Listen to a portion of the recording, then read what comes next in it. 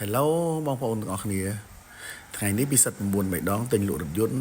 សូមណែនាំរថយន្តថ្មីមួយគ្រឿងជូនបងប្អូន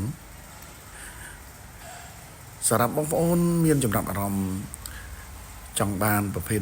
Toyota Prius យកទៅប្រើលក្ខណៈគ្រួសារឬក៏បងប្អូនយកប្រកបអាជីវកម្មបាទមួយគ្រឿងនេះគឺយើងរៀបចំរួចរាល់ឆ្នាំផលិត2006 full option តែម្ដងបងប្អូនណា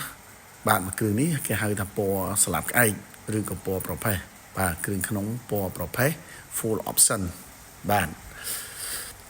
សម្រាប់បងប្អូនមានបំណងចង់បានប្រភេទរថយន្តស្អាតៗឬក៏ប្រភេទរថយន្តអត់បុកអត់កាត់តអត់ស្ងោរប្រូពណ៌ឃ្លាំងរបស់យើងខ្ញុំមានការធានាត្រឹមត្រូវ